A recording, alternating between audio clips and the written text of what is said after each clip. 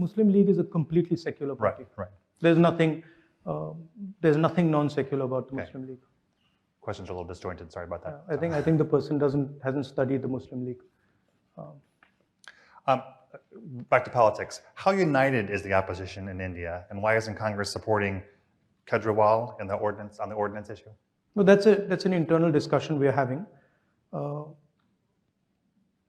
The opposition is pretty well united, and I think it's getting more and more united. We are having conversations with all the opposition, and I think quite a lot of good work is happening there. Okay. Yeah. It's a complicated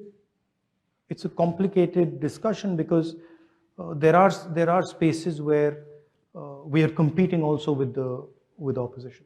So it's a little bit of give and take is required, but I'm confident that will happen. Okay.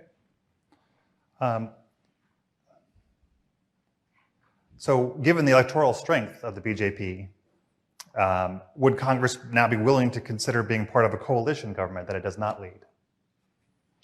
Well, these are questions that need to be asked to the Congress president because he's the decision maker. I think the Congress party will do very well in the next election. I think it'll surprise people because I think there is a hidden undercurrent building, and I think will surprise people. And I'm not entirely convinced about this idea that Mr. Narendra Modi is going to win the 24 elections. I think it's not as simple as people make out. If you just do the math, a united opposition will defeat the BJP on its own without any, electoral math. What can the international community, what role is there for the international community in to prevent a slide towards authoritarianism?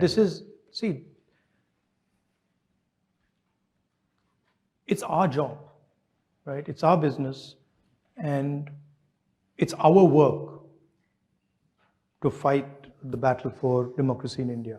And it's something that we understand, we accept, and we do. But the thing to remember is that Indian democracy is a global public good because India is large enough that a collapse in democracy in India will have an impact on the world. So that's for you to think about how much you value Indian democracy.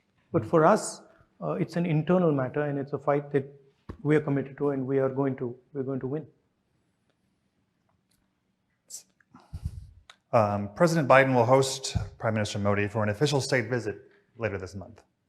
The White House said in a statement the visit will strengthen both countries' shared commitment to a free, open, prosperous, and secure Indo-Pacific, and deepen strategic partnerships in defense, clean energy, and space. What impact do you see the visit having? Let's see what happens. Let's see what happens in the visit. I think let the Prime Minister come here and let the visit take place, and then let's see. I don't want to sort of prejudge this. Yeah, but